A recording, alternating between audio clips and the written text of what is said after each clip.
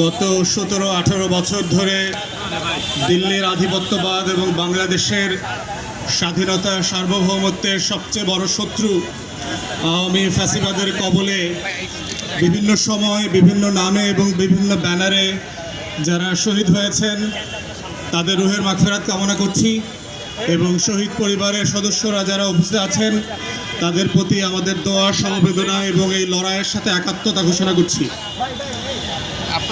বাংলাদেশে এই বিচারের দাবি দেওয়া নিয়ে অনেক বক্তারা ইতিমধ্যে কথা বলেছেন। আমি এটার কিছু প্রসেস নিয়ে কথা বলতে চাই যে বাংলাদেশ 2-এর কথা যখন আমরা বলছি, দায় ও দরদের ভিত্তিতে নতুন রাজনীতির কথা যখন বলছি, আমার স্বাধীনতা, আমার সার্বভৌমত্ব, আমার জাতীয় স্বার্থ এবং আত্মমর্যাদার কথা যখন বলছি, এই প্রত্যেকটা বলবার স্বার্থর সাথে জড়িত আছে আমার দেশের অস্তিত্বের প্রশ্ন। এর প্রত্যেকটা প্রশ্নের সাথে জড়িয়ে আছে আগামী দিনের বাংলাদেশটাকে আমরা কিভাবে দেখতে চাই, আমার শত্রু কারা এবং আমার স্বার্থ কি।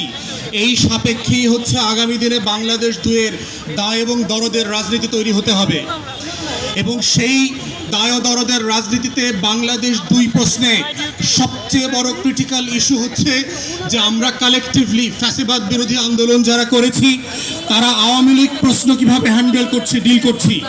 কারণ আওয়ামী লীগ, জাতীয় পার্টি এবং 14 দলীয় ল্যাসপেন্সারদের যে মাফিয়া কার্টেল ছিল তারা সিম্পলি কোনো রাজনৈতিক দল না। যারা মনে করে থাকেন যে রাজনৈতিক দল আকারে ইন্টারন্যাশনাল কনভেনশন মোতাবেক যেই সিভিল পলিটিক্যাল রাইটস তারা প্রিভিলেজ আকারে পাওয়ার কথা ছিল তারা সেটা পাবেন। জাতিসংঘের মানবাধিকারের রিপোর্টে যেটা বলা হচ্ছে তাদেরকে যেহেতু তারা রাজনৈতিক দল তাদেরকে নিষিদ্ধ করা যাবে না।